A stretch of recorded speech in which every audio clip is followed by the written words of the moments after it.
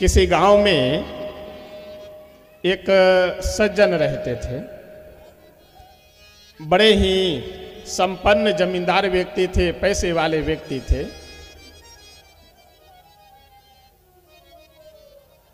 एक बार की बात है, एक प्यासा व्यक्ति उनके दरवाजे पे आया और आ करके बोला कि बाबूजी बहुत प्यास लगी हुई है, अगर एक लोटा जल मिल जाता तो हमारी प्यास बुझ जाती। ध्यान दीजिएगा, प्यासा व्यक्ति क्या बोला कि बाबूजी बहुत प्यास लगी है, एक लोटा जल अगर मिल जाता तो हमारी प्यास बुझ जाती। वो जो जमींदार व्यक्ति कुर्सी पे बैठा हुआ था वो बोला कि ठीक है बैठो, देखते हैं घर में कोई आदमी होगा तो बुलाते हैं, जल पिला देगा तुम्हें। आवाज दिया। संजोग की बात, घर में उस समय बाहर आने योग्य कोई सदस्य उपलब्ध थे नहीं, कोई आदमी था नहीं।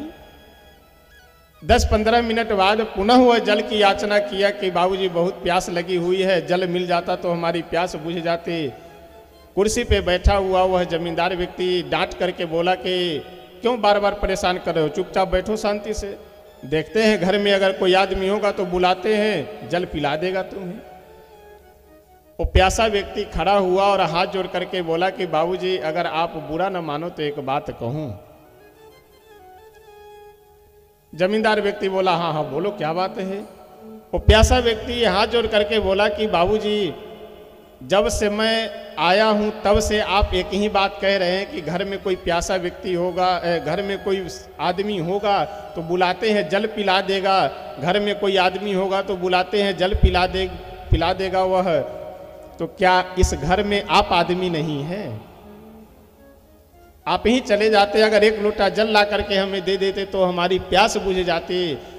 कहने का तात्पर्य यह कि वह आदमी जल मनुष्य तो है, मानव तो है, लेकिन मानवता उसके अंदर नहीं है, मनुष्यता अंदर में नहीं।